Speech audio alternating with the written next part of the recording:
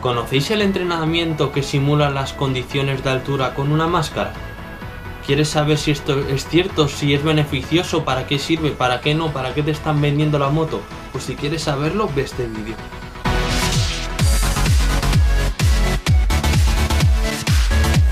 Bien, para los que no conozcáis esta herramienta, es una máscara que se coloca aquí, como la que voy a dejar en este lado, y esta máscara lo que nos hace es restringirnos la capacidad respiratoria, es decir, nos va a costar muchísimo más respirar.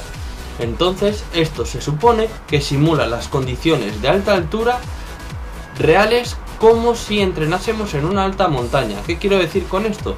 Es decir, que si yo, por ejemplo, entrenase en unas condiciones de altura de más de 2100 metros, la máscara me haría el mismo efecto que el entrenar a esa altitud. Entonces, se supone que provocaría un mayor aumento de nuestra resistencia, tanto a la fatiga como a nivel muscular, también en fuerza. Esto nos va a permitir que en el entrenamiento con cargas nos suponga una mayor percepción de esfuerzo una determinada carga. Es decir, yo al entrenar bajo condiciones de máscara me va a resultar un ejercicio muchísimo más costoso. Entonces, posteriormente me permitiría aumentar mi rendimiento cuando me la quite, porque la percepción de esfuerzo sería menor. Entonces, solemos verlo en deportes como MMA, en el rendimiento de sprints, es decir, deportes que sean de corta duración. Ahora bien, vamos a ver qué hay de cierto en esto que os he dicho anteriormente. Vamos a ver, bajo la evidencia que hay actualmente, si mejora el rendimiento en resistencia y en qué aspectos lo mejora y en qué no lo mejora. Y en fuerza vamos a ver si provoca mayores adaptaciones, si es beneficioso para mantener nuestro entrenamiento en condiciones óptimas. Vamos a tocar todos los aspectos posibles en torno a este tipo de herramienta. Y os voy a dar unas aplicaciones prácticas para resumir todo lo que hemos visto. Bien, vamos a comentar en esta primera parte si esta herramienta de la máscara puede influir en mejorar nuestro rendimiento en resistencia, si podríamos mejorar el rendimiento en resistencia en mayor medida que si no la llevamos. Entonces, toda la referencia la vais a tener abajo en la descripción. Bien, en primer lugar, lo que hay que comentar es que el entrenamiento con máscara no simula las condiciones de altitud, es decir, las condiciones reales de entrenar entre 2100 y 2500 metros. ¿Por qué se debe esto? Bien, se debe a la presión parcial de oxígeno. Se ha visto que no se producen cambios significativos en este valor al llevar máscara en comparación con no llevarla. Por lo tanto, esto nos vendría a decir que no simula las condiciones reales de alta altura. Entonces, en la siguiente parte vamos a ver desde una perspectiva fisiológica qué puede ocurrir en el rendimiento de resistencia con esta herramienta. Bien, hemos visto que no lo puede mejorar de forma directa, pero ¿y de forma indirecta podríamos mejorar el rendimiento en resistencia? Bien, lo que se ha visto es que el entrenar con máscara produce cambios significativos en el umbral ventilatorio, que está relacionado con procesos de la respiración, y el punto de compensación, el umbral de compensación respiratoria, que esto está relacionado con un modelo que es el modelo trifásico de esfuerzo aeróbico, ¿vale? En donde hay 3 zonas, ¿vale? Pues en la mejoría de este valor vendría a decirnos que tardaríamos más en llegar a una fase 3 de la intensidad, con lo cual podríamos pensar que podría mejorar el rendimiento a partir de la mejora de esta variable. Pero lo que se vio en Matt Green, en un estudio de Matt Green en 2003, es que estos cambios en el umbral provocados por adaptaciones periféricas, porque la mejoría en esta variable es una adaptación periférica, se dice en este estudio, estos cambios en el umbral no provocan unas mejorías en el VO2 máximo. Por lo tanto, a nivel de resistencia aeróbica, no vendría a mejorar nuestro rendimiento en mayor medida que si no usamos máscara. Entonces, siguiente cuestión, y en deportes en los que se realice de forma anaeróbica, bien, lo que sí que se ha visto es que, por ejemplo, este umbral de compensación respiratoria en este tipo de deportistas es mayor. Por lo tanto, podríamos pensar si esta variable sería determinante en el rendimiento de este tipo de deportistas. Pues realmente no lo sé, pero sí, con un poquito de lógica podríamos sacar una conclusión, y es que este tipo de actividades se rigen por esfuerzos de corta duración, esfuerzos intermitentes.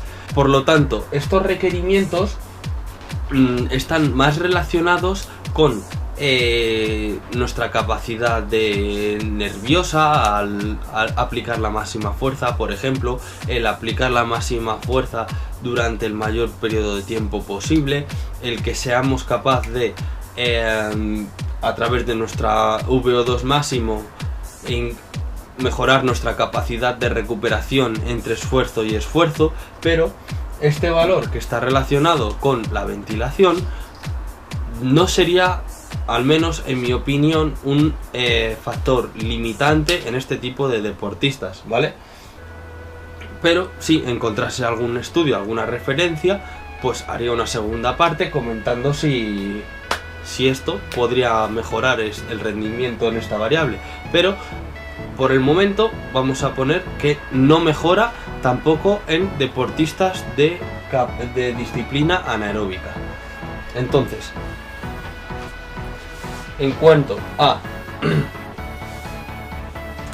nivel fisiológico, hemos comentado que para que se produzcan adaptaciones cardiovasculares se tendrían que dar estos cambios hematológicos de la presión parcial de oxígeno, como hemos comentado, para así conseguir adaptaciones cardiovasculares.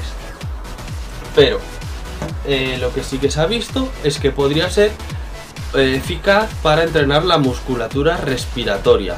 Ahora bien, si nos ponemos a pensar un poco, en este tipo de actividades, dudo mucho que los esfuerzos se vean limitados por esta variable, es decir, por los músculos respiratorios, por la fatiga de estos músculos. Entonces, de hecho, este tipo de músculos relacionados con la respiración, hay algunos que se encuentran hipertónicos, es decir, el pectoral menor, los escalenos. Por lo tanto, el entrenarlos y potenciarlos aún más, realmente, si ya están hipertónicos de por sí, no nos supondría beneficios. Con lo cual, ¿para qué? ¿Para qué vamos a utilizar esta herramienta? ¿Para mejorar nuestra musculatura respiratoria? No tiene sentido. Y lo que sí que se podría hacer, y sí que seguramente mejoraríamos nuestro rendimiento, es a través de cómo respiramos, que no es lo mismo que favorecer que la fatiga de estos músculos llegue de forma más tardía, sino mejorar el ritmo respiratorio. Eso sí sería una herramienta que podría mejorar nuestro rendimiento, pero no el entrenamiento de este tipo de musculatura.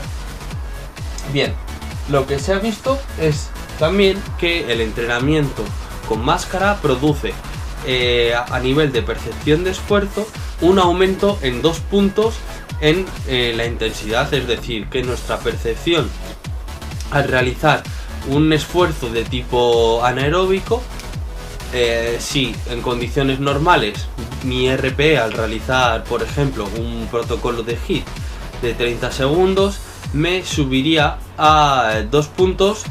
Si estoy en un esfuerzo de 5 RPE, al mismo esfuerzo me supondría un esfuerzo 7 al llevar máscara. Pero en realidad deberíamos de pensar ¿para qué? ¿Para qué si no vamos a obtener mayor beneficio? ¿Para qué vamos a aumentar la intensidad si no nos va a provocar mayores adaptaciones y mayores beneficios? No tiene sentido.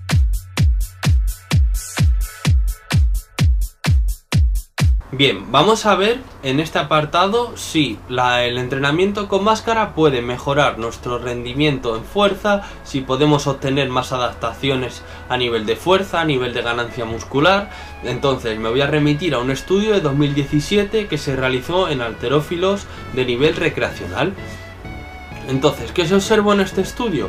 Que el hecho de llevar máscara no producía cambios en el volumen total de entrenamiento, con lo cual esto quiere decir que el hecho de llevar máscara no produciría cambios en la cantidad total de series y repeticiones que tendríamos programadas. Bien, siguiente cuestión. Lo que se observó es que la velocidad de las repeticiones disminuía el hecho de llevar máscara. Y esto se achacó a que se podría producir un cambio en el foco atencional. Es decir, el hecho de no llevar máscara, los sujetos podrían aplicar la máxima fuerza sin tener restricciones, como si tenían los sujetos que llevaban máscara. Esas restricciones eran la capacidad de respirar, que se veía disminuida. Por lo tanto, su foco atencional estaría dirigido hacia esa respiración que tanto les costaba tener. Entonces, por lo tanto, se produce un cambio en el foco atencional, se produce un cambio entonces en el reclutamiento de fibras. ¿Por qué? Porque el hecho de disminuir la barra, como ya he comentado, provocaría que para una misma carga se reclutarían fibras de tipo lenta al disminuir la velocidad de ejecución en esta carga. Entonces, a nivel de adaptaciones disminuirían las adaptaciones de tipo nervioso, de tipo neural. Esto lo hemos visto a través de una disminución en el pico de velocidad que se observaba durante la ejecución tanto de los ejercicios de sentadilla como en press banca y en el sprint. Y también se veía que la intensidad disminuía por una menor concentración de lactato en sangre, lo que querría decirnos que la intensidad de ese ejercicio ha disminuido. Bien, lo que se observó también es que no se producían cambios el hecho de llevar máscara en los metabolitos en sangre, es decir, en acumulación de lactato, por ejemplo. El hecho de acumular este tipo de sustancias incrementarían las vías anabólicas para ganar masa muscular, pero el hecho de llevar máscara no se observaron cambios de este tipo. Por lo tanto, no produce mayores ganancias musculares el hecho de entrenar con cargas y con máscara. Lo que se observó también es que se produjo un cambio en las concentraciones de CO2. ¿Por qué? Porque el hecho de respirar constantemente con la máscara se producía una acumulación de CO2 expirado. Por lo tanto, estaríamos reinhalando ese CO2 que hemos expirado por los procesos de intercambio de gases. Por lo tanto, el hecho de llevar máscara nos produciría respirar más CO2. Y esto a nivel de ejercicio, ¿en qué circunstancias se da el hecho de que tengamos que estar bajo condiciones de gran cantidad de CO2 o estar respirando CO2? No tiene ninguna explicación, no tiene ningún sentido, no tiene ninguna aplicación el hecho de llevar máscara para mejorar nuestro entrenamiento con cargas, ni tampoco para mejorar el rendimiento en resistencia, como hemos visto anteriormente.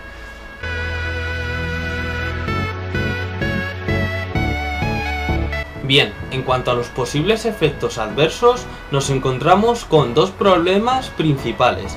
Destacamos entre ellos las náuseas y los mareos. Es decir, en el estudio de Hajim en 2017 se observó que 3 sujetos no pudieron completar el estudio por este tipo de problemas, con lo cual deberíamos de tener en cuenta en sujetos que quizás estén poco entrenados y que no hayan tenido un periodo de familiarización previo con esta herramienta que podría causar este tipo de problemas. Es decir, que si un sujeto no le familiarizamos previamente a realizar un entrenamiento exhaustivo, vamos a tener estos posibles efectos adversos. Por lo tanto, debemos de tener en consideración tanto el nivel del sujeto como si ha realizado previamente una familiarización previa con esta herramienta para evitar que nos produzca estos efectos.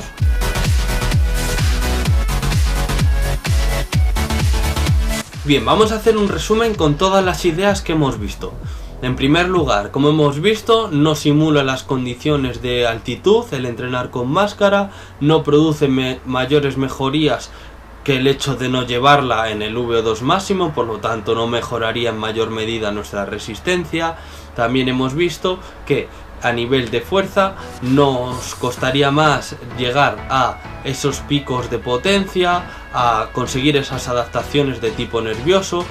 También hemos visto que no produce cambios a nivel de masa muscular, y también destacaríamos que la percepción de esfuerzo en ejercicios de tipo anaeróbico y de esfuerzos que sean muy intensos, de corta duración, nos vendría a producir un ligero aumento en la percepción de esfuerzo. En cambio, en el entrenamiento con cargas no nos vendría a producir este efecto.